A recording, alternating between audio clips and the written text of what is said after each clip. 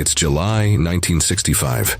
Just a year after the Vietnam War entered a new phase, Operation Rolling Thunder is in full swing. American bomber aircraft make daily sorties over the territory of northern Vietnam, targeting vital strategic points in the country. But the operation doesn't proceed as smoothly as everyone anticipates. When they least expect it, disaster strikes that left Air Force Chief of Staff General John P. McConnell hopping mad. 2 of his F-105 fighter bombers are shot down in a dogfight over enemy territory. Both pilots lost. A group of North Vietnamese pilots flying in old subsonic MiG-17s sneak into the formation of 67 planes, causing havoc. The entire military is in shock. No one sees this coming. The war has indeed shifted. The skies, once a domain of relative safety for the American pilots, now feel treacherous. From this point on, they always have to watch over their shoulders. The old but fierce MiG-17s are a threat they can't ignore. The story of MiG-17 finds its roots in the pioneering efforts of the Soviet OKB-155 Design Bureau, led by Artyom Mikoyan and Mikhail Gigorevich. Their endeavors, initiated before the outbreak of World War II, saw the birth of the first Soviet high-altitude interceptors, such as piston-engined MiG-1 and MiG-3. During the war, the Bureau explored new designs, including mixed jet and piston engine configurations and rocket propulsion systems, culminating in the introduction of the first jet-powered aircraft, the MiG-9, in 1946. The turning point in the evolution of the MiG lineage occurred with the fortuitous acquisition of British Rolls-Royce 9 engine technology in 1946. Armed with this more reliable power plant, the OKB-155 embarked on the development of a more ambitious fighter, the formidable MiG-15. This aircraft bore a striking resemblance to the Focke-Wulf Ta-183 and F-86 Sabre. Coupled with its exceptional maneuverability, particularly at high altitudes, the MiG-15 established itself as a lethal bomber interceptor. The stage was thus set for introducing the MiG-17, a concerted effort by the OKB to enhance the performance of the MiG-15. A new wing swept at a more acute angle, akin to the F-100 Super Sabre, was the cornerstone of this endeavor. Even though much of the original MiG-15 structure was retained, the aircraft went through a series of improvements that made it a notable improvement over the original. It became evident that such a modified MiG-15 needed a new designation. Thus, MiG-17 was born. Even though the initial MiG-17 test resulted in disaster, with the plane crashing and the test pilot killed, the OKB was determined to push on with the design. Additional prototypes and experimental series convinced the authorities to accept the aircraft for production in September 1951. Interestingly, the aircraft production commenced 1 month before this decision was made. It was in accordance with the general philosophy the Soviets cherished to get something working as fast as possible, and then improve it during production. The MiG-17, a successor to the celebrated MiG-15, stood out with its distinguished and innovative design features. Many components, like the forward fuselage, the engine, and the landing gear, remained similar or identical to the MiG-15. Building upon the MiG-15's foundation, the MiG-17 introduced a more sharply swept wing and tailplane characterized by its novel sickle sweep, a compound angle of 45 degrees up to the midspan and 42 degrees for the remaining wing. Performance-wise, the MiG-17 showcased commendable figures. The aircraft achieved a top speed of 679 miles per hour, or 1,094 kilometers per hour, at 6,560 feet, or 2,000 meters, and could ascend to altitudes of 33,000 feet, or 10,000 meters, in just 6.6 minutes. Its operational ceiling stood at an impressive 47,572 feet, or 14,500 meters, and it exhibited a range of 800 miles, or 1,290 kilometers, on internal fuel, which could be extended with the addition of drop tanks. One of the standout features of the MiG-17 was its armament. Carried over from the MiG-15, its primary firepower consisted of a 37mm Noodleman N-37D gun capable of firing large 26.5-ounce projectiles. Though a single hit could incapacitate enemy fighters, the heavy recoil posed aiming challenges for MiG pilots.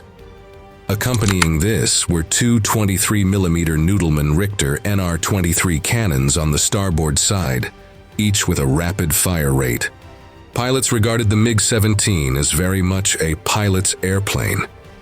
It exhibited robust stability at high altitudes, allowing for intricate turns with minimal altitude loss, even at its service ceiling. Lightweight, reliable, and with a heavy punch, the MiG-17 was indeed a force to be reckoned with. However, as mentioned, MiG-17 underwent several improvements over time. One of the most pivotal upgrades came with the incorporation of the VK-1F afterburning engine, which significantly bolstered the thrust output of the turbojet engine. This adaptation birthed the MiG-17F version, where the F epitomized afterburning. This new iteration needed design alterations, including a reshaped rear fuselage to house the convergent-divergent engine nozzle and a modified fuel system. Trials revealed the newfound prowess of the MiG-17F. The aircraft could now approach supersonic speeds in a shallow dive. The rate of climb practically doubled, offering pilots an upper hand in vertical dogfight maneuvers. Further modifications were prompted by the changing warfare landscape, primarily by the need for an all-weather variant of the MiG-17. This led to the MiG-17P version, equipped with the Korshun radar, and the later MiG-17PF version, with a more potent Izumrud RP-2 radar. However, even with the radar advancements, the MiG-17PF still depended on ground control interception, GCI, for operations. While hardware advancements were vital, the MiG-17's journey also witnessed shifts in tactics and roles, with the potential of the MiG-17 to serve as an escort fighter. It was also deemed fit for strike missions, equipped to carry either two 110-pound 50-kilogram or two 20-pound 100-kilogram bombs under its wings. With high hopes, MiG-17 entered serial production in late 1951, but due to the ongoing Korean War, the Soviet factories quickly shifted their effort to MiG-15 production. MiG-17s, therefore, never saw action in this war. They were first used in combat during the Second Taiwan Strait Crisis in 1958, when a Chinese-owned MiG-17 confronted F-86 Sabres. Later that year, a Soviet aircraft shot down an American Lockheed C-130A-2LM reconnaissance aircraft that intruded into Soviet airspace. It was the first time NATO got familiar with the plane, giving him the reporting name Fresco. By the time the Vietnam War escalated, MiG-17 was already an obsolete aircraft. It didn't mean, though, that its service was over. By 1959, North Vietnam had already made serious preparations for the war when it became involved in the insurgency in the South. The Air Force had expedited its pilot training program with an impressive number of pilots sent to China and the Soviet Union to undergo training for the MiG-17. By the end of 1962, the first pilots who had completed intensive training began to return to Vietnam. In acknowledgement of this significant milestone, Moscow sent a fleet of 36 MiG-17 fighters and MiG-15 UTI two-seat trainers to Hanoi on 3 February 1964. This fleet formed the foundation for establishing the 921st Sao Do Fighter Regiment. For strategic discretion, the unit and its MiGs were stationed across the border in southern China. When the tension between North Vietnam and the United States reached boiling point after the Tonkin Gulf incident in August 1964, the rules of engagement suddenly shifted. The stakes in the war heightened with the start of Operation Pierce Arrow, a series of retaliatory air raids against North Vietnam. Realizing the impending escalation, North Vietnam took decisive action by recalling their MiG fighters stationed in China.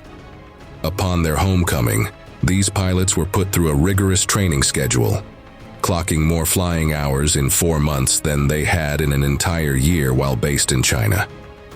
When not airborne, they honed their skills on unique high-tech simulators, a simplistic yet effective setup of bamboo-made cockpit replicas.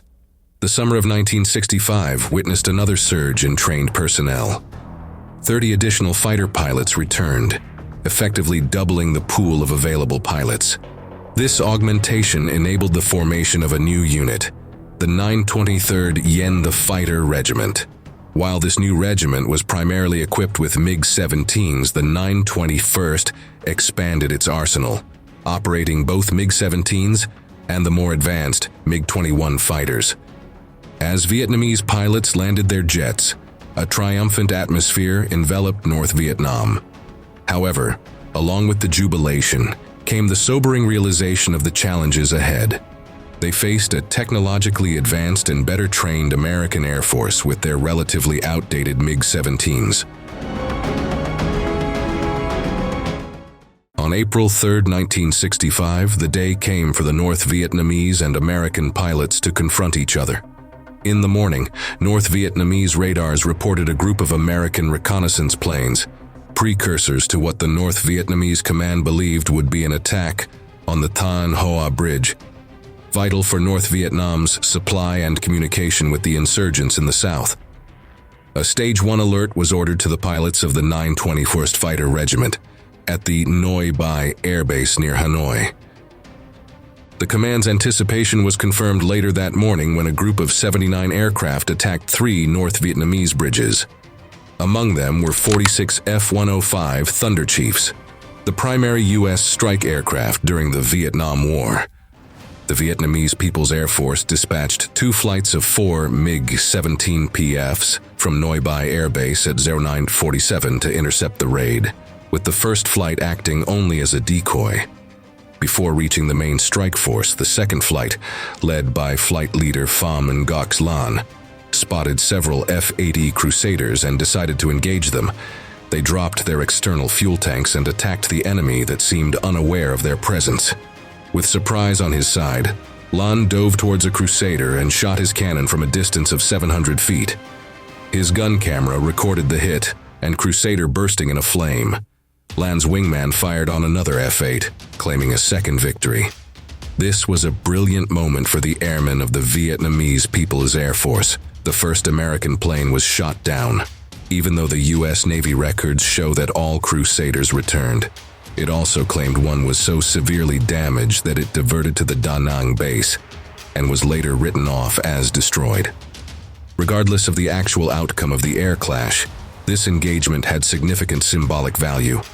It showcased the determination and capability of the North Vietnamese pilots to fight the superior enemy. In memory of this event, April 3rd became Air Forces Day in Vietnam. To show that the first aerial victory was not an isolated incident, the North Vietnamese decided to attack the Americans already on the very next day.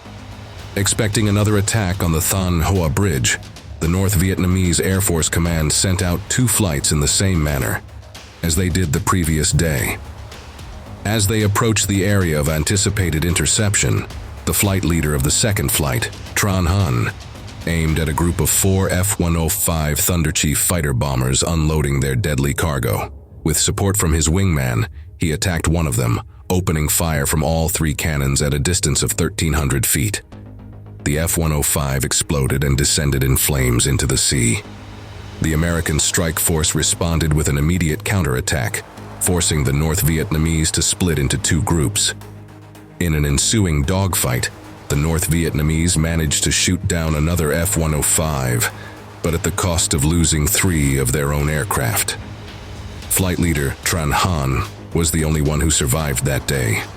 It is unclear whether his 3 comrades died from enemy planes or friendly anti-aircraft fire. The initial aerial battles of the Vietnam War, particularly these 2, highlighted the tactics and strategies of the North Vietnamese. They were not just about aircraft and weaponry, but about willpower, cunningness, and the sheer determination to defend one's homeland. The Vietnamese MiGs, particularly the MiG-17s, employed hit-and-run tactics against the U.S. attack formations. Despite the MiG-17's inability to reach Mach 1 and its lack of hydraulic controls, which made it less responsive at high speeds, it had an advantage in maneuverability at slower speeds. The American F-4, although a faster aircraft, faced issues earlier in the conflict due to its reliance on unreliable air-to-air missiles. This vulnerability was exploited by MiG-17s, which could outmaneuver the F-4 in close combat unless the F-4 managed to disengage rapidly. The North Vietnamese pilots adopted various tactics as the conflict progressed to counter the advanced American aircraft. By 1967, a prevalent tactic was using one aircraft as bait, letting others ambush American aircraft from behind. Ground Control Intercept (GCI) systems adeptly positioned MiG-17s, and the Vietnamese also utilized accurate intelligence on U.S. attack timings, sometimes sourced from American press reports. The main goal was not to destroy the enemy, but to make F-105 pilots abandon their bombs and protect themselves, making their strike mission useless. For North Vietnam, these encounters against a more technologically superior foe symbolized their resistance and resilience in the face of overwhelming odds. However, neither the formidable NVAF tactics nor the bravery of its pilots could surpass the numerical and technical superiority of American forces, who only during the Operation Rolling Thunder from March 2, 1965 to November 2, 1968, flew more than 300,000 sorties. With only 36 MiG-17s and an equal number of pilots in 1965, the North Vietnamese simply had no strength to oppose the Americans, not even in 1968, when these numbers increased to 180 MiGs and 72 pilots. Though the Americans consistently held a numerical superiority in the conflict, leading to substantial North Vietnamese casualties, their pilots remained ever vigilant for unexpected MiG attacks appearing out of the blue. Until the end of the war, MiG-17's pilots from the 921st and 1923rd Fighter Regiments shot down 71 U.S. aircraft, 11 Crusaders, 16 F-105 Thunder Chiefs, 32 F-4 Phantom IIs, 2 A-4 Skyhawks, 7 A-1 Sky Raiders, 1 C-47 cargo transport aircraft, 1 Sikorsky CH-3C helicopter, and 1 Ryan Firebee unmanned aerial vehicle. In contrast, they lost 63 MiG-17s in air combat against American pilots. Pilots acknowledged by the VPAF for their victories were considered heroes and received special Hui Hu Bak Ho, or Uncle Ho badges. Among them, a total of 6 MiG-17 pilots were credited with 5 or more aerial victories, earning the title of a fighter ace. The most famous of them, Colonel Nguyen Van Bay, was officially credited with 7 victories, 3 F-4s, 3 F-105s, and 1 F-8. Despite its technological limitations compared to American aircraft, the MiG-17 played a significant role in the Vietnam War. North Vietnamese pilots used this aircraft in various strategies to counter the superior American air power. Its effectiveness is a reminder that, in the theater of war, it's not always the most advanced machinery that prevails, but often the spirit and resolve of those behind the controls. Thank you for watching our video. Please like and subscribe to the Militology channel. Don't forget to click on the bell icon to be notified for our newest videos. Stand down for now, but be ready to jump back into the front lines with our next video.